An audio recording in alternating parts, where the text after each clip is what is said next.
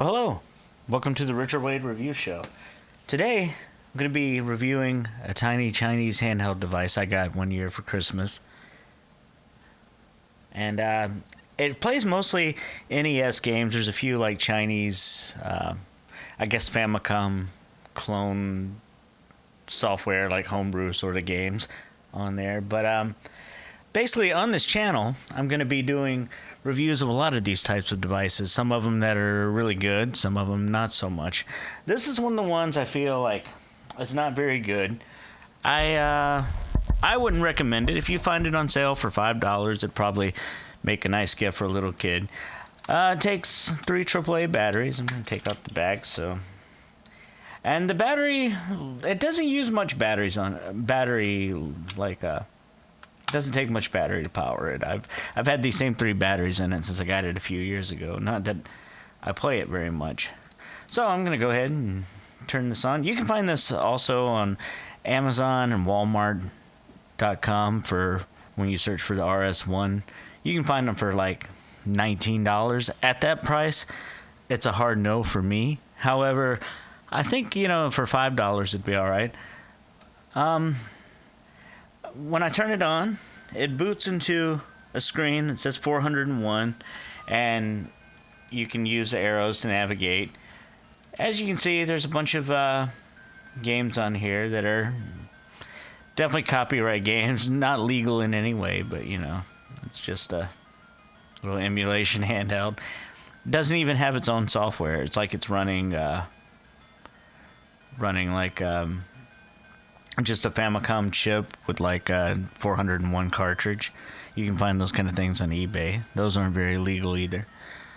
The one, like, this could have been a fun experience, but it's just not, because, like, if you try to load up something like Super Mario, it comes up, but the problem is the A and B buttons are reversed. So when I start the game, as you can see, the A is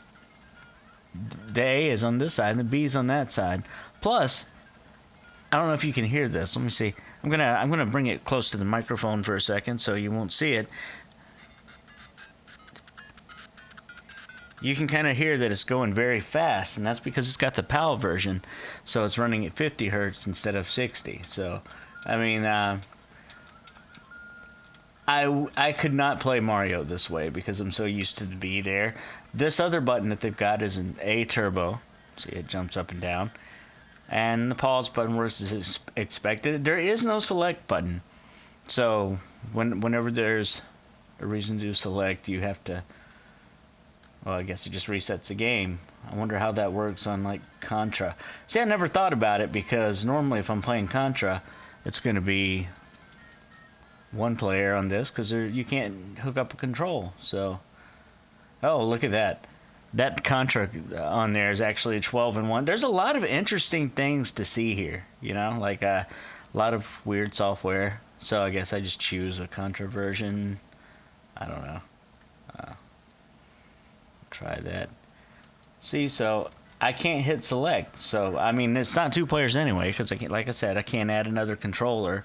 So I'm just kind of stuck doing this with the reverse buttons. And I did check, it's not just that game, it's reversed in the hardware, and there's no options of any type on this. It's just what you see is what you get.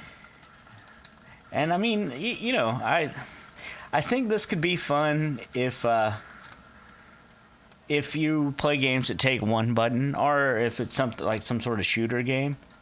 Why am I in this level and not at the beginning?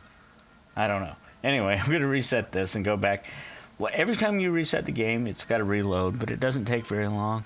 And something else I noticed is if you turn up the sound, the screen starts blinking, because just the amount of power it's pulling. So this thing is terrible and cheap in every way, but honestly, it's would be nice just to play things like Tetris, and like there's a bunch of games that are like Chinese software. Some of them are ROM hacks and things like that. And there's a lot of things to check out here. I don't even understand how this one works. The up button does not seem to Yeah, I don't understand what's going on here. They probably didn't even check the game to see if it worked first. Strong pill. That's probably going to be a Dr. Mario ripoff, I imagine. Let's see. And I'm definitely not going to go over every game on this thing. I was just... The screen's kind of too small to even see what's going on unless you hold it really close, but... I'm not sure how to play this game. Doesn't make much sense. I guess that restarts the level and I have to push the pots around to get to the thing. I don't know.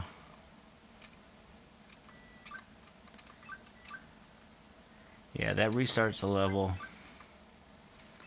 Push a pot here. Push that pot. Push a pot here. Oh, and I made it. Okay, I understand now. But, yeah, that's a terrible game. Alright, we're going to go back and check another one. I've got several more of these devices on this way. I'm going to dedicate this entire channel to reviewing these cheap Chinese handhelds. Some of them are actually very good and will play like a lot of things like Game Boy Advance games or even like PlayStation 1. This is not one of those. It just has NES and rip-off games on it. So, if the A and B button were in the right spot, it'd still be hard to use because you'd have to hold your hand like this. So, you know, the only way they could have made this good is put the B here and the A here and the T on the top. But, again, if you're playing something like Tetris or a space shooter game, like I noticed that in one of the menus at the beginning, I'm just going to reset it, it'd be easier than scrolling back through hundreds of games. I noticed that they have, let's see, 1942 on here somewhere, if I can find it. There's Excite Bike. You could probably play that pretty good. Macross, Ninja Gaiden, Popeye the Sailor Man. Oh, there. Like 1942. It doesn't make a difference which button you're pressing. So if you load up 1942, the bad NES sound, just like I remember. But if you load up something like 1942, you're probably going to have a good time playing this. There, that's the roll button. Buttons are reversed, so I mean it's playable. It's playable. Of course, I'm looking at my phone because I'm filming this as I'm talking about it. But if you see this somewhere online for like $3 or $4, and I have seen them occasionally on things like AliExpress or like I don't know, like Banggood, GearBest, you'll see little things like this.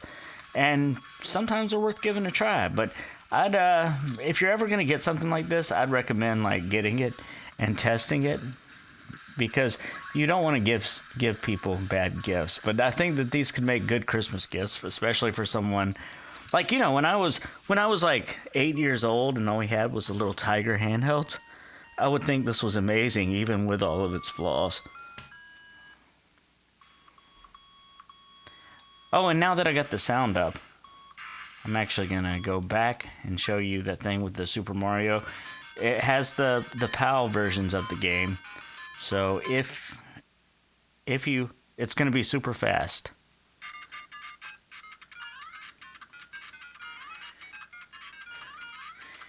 Imagine if Super Mario was that fast. Nobody would have ever been good at it. I'm shaking it all around, but yeah, I don't know. I definitely don't recommend this, but if they had reversed the buttons, it would be a good handheld. Again, that's my biggest issue with this thing.